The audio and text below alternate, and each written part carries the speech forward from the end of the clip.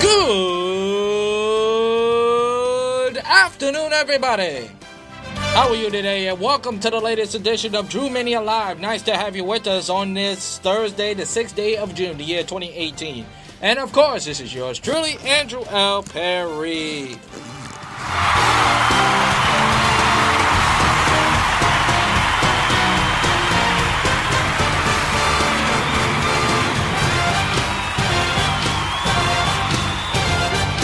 Yes, as always, coming to you live and at you from the busy streets of Brooklyn, New York, as I chat to you. What is happening in the world of sports? Well, we have plenty to do today. We have the NBA, we have the baseball to talk about. We got the Subway Series coming up on tomorrow, and we have the Belmont Stakes to talk about. We'll begin with the NBA playoffs as just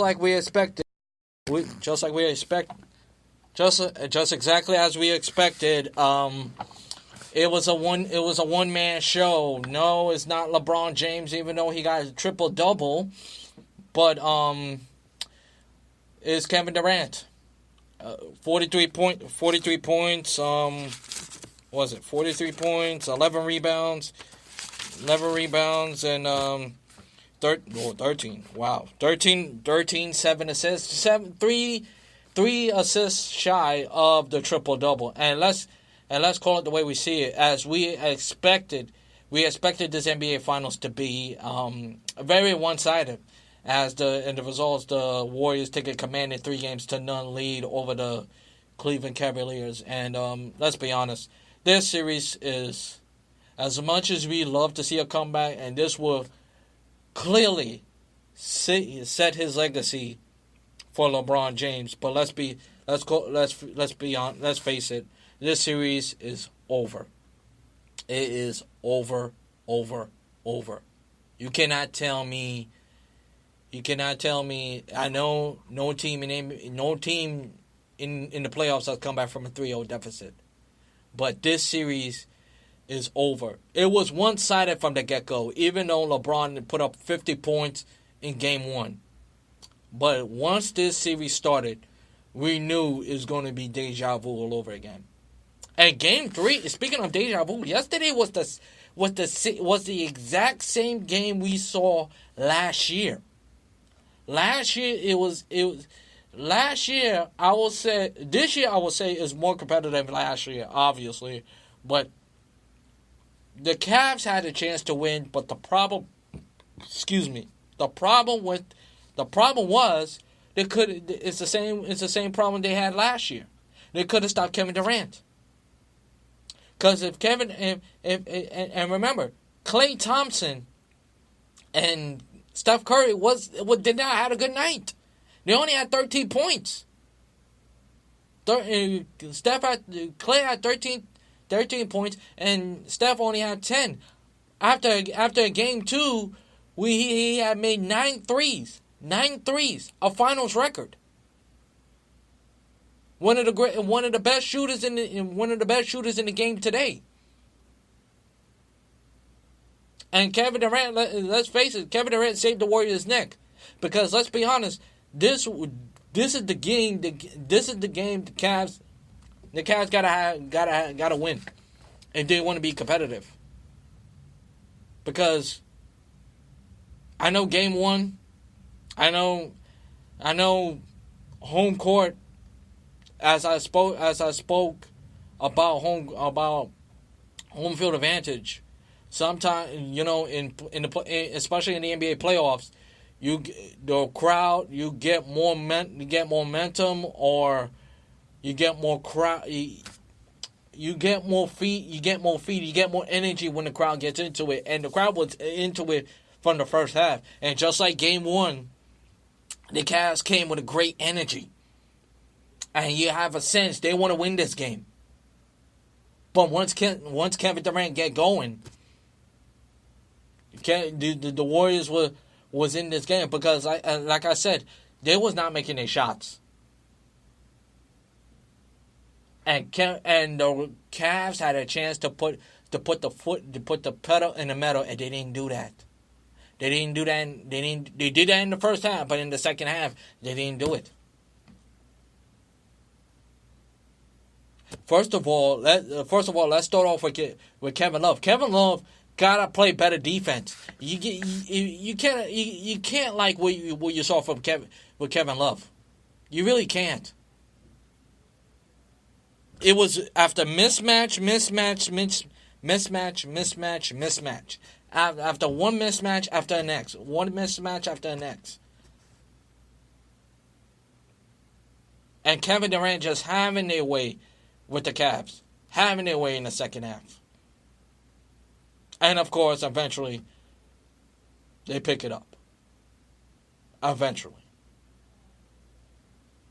But they got to do a better job. There's no question. They have to do a much better job. Much better. And I don't know what you're going to say. Listen, we could discuss where LeBron goes another day. But right now, let's focus on this in this game, okay? In game number 3, the Cavs had a chance to win. The Cavs should have won this game. And they didn't put a pedal in the metal. That's all there is to it. They didn't do that. And the Warriors are not as unbeatable, as not untouchable as you think. Because I thought in the end they would have at least trapped Kevin Durant. The Cavs have everything. Have every formula in their power to win this game. Clay and Curry are not hitting their shots. Andre Iguodala is banged up.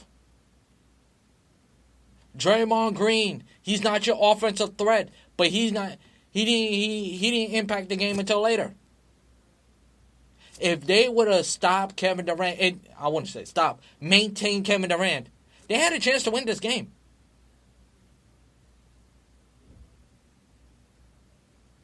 Oh, and by the way, 10 points is not enough. You got to beat them by at least 20, 30. You got to outscore the Warriors, which is tough to do. And the Rockets did that. But the problem is, the Cavs don't have enough shooters to do that. Yes, they have J.R. Smith, but J.R. Smith is a streaky shooter. You know that. Kyle Korver has not had a good finals. He haven't hit his shots. Tristan Thompson, offensive. Kevin Love, he was making his shots early in the first half. But I would like to see him more offensive rebound like he did a couple of games ago, like he did last night. But in the results, it's the same old. And Kevin Durant made the same shot, the same spot. Well, a longer spot, but still the same angle, the same spot like he did last year. And maybe this time, the Warriors may sweep the Cleveland Cavaliers. And the LeBron sweepstakes will start. And that's the story with the NBA Finals. Let's move on to baseball real quick. Guys. Tomorrow is the Subway Series as the Mets and the Yankees won. The Yankees on. Them Yankees, well, what can I say? They're still clicking on all cylinders, winning against the Toronto Blue Jays, hitting a home run. Giancarlo Stanton and Aaron Judge, who was struggling lately, broke out of his slump, and Giancarlo Stanton hit a laser beam, and I mean a laser, late in the inning, and Sonny Gray looked like the pitcher from the Oakland A's, and looked like to be, you know what? If he keep pitching like this, maybe he could win the Cy Young for the Yankees. Still a long ways to go. And as for the Mets, what can you say about the Mets? The Mets are a disaster. I have no words for the Mets right now. I don't want. I want to say. I want to be optimistic and say, you know what, the Mets could. The Mets could bounce back. But you know what? Or they really give you a sign they can bounce back? The answer is no. How can you? How can I say? How can I say this team will respond back? They bullpen is awful, including Familia. They are not hitting. They're not doing. They don't do nothing when runners in scoring position. Because a team like Baltimore, you're supposed to beat. You're not a playoff team if you can't beat teams that you're supposed to beat. And they have not looking sharp. They have not looked sharp. 6 in a row? After the first 12 games, you was 11-1 with an ERA of 1. Now, the starting pitching ERA staff is 4 and an ERA of 5 for the bullpen.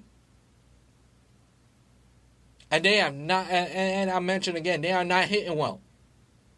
They have looked putrid. Putrid. Putrid. I don't know what else to say anymore. I really don't. I could come in here and yell and scream about the Mets, but what's the point? At this point, this is pointless. This is truly the lowest point of the Mets season. This was supposed to be a year where they bounce back and get back to the playoffs after missing the playoffs last year. But again, they get a new manager, and it's pretty much same old, same old. Same old, same old. Same old, same old. And on that note, that's going to do it for this edition of Drew Mania Live. Thank you so much for listening. For more information, please go to Spreaker.com, and please follow my show on Facebook, Twitter, YouTube, and iHeartRadio. Until then, this is Andrew Perry, always saying to you, Shalom, let peace go with you. And I'll talk to you in the next Drew Mania Live. So long, everybody. Enjoy the rest of your Thursday and weekend, there's not gonna be on no show on Friday. So I'll talk to you Monday. Take care.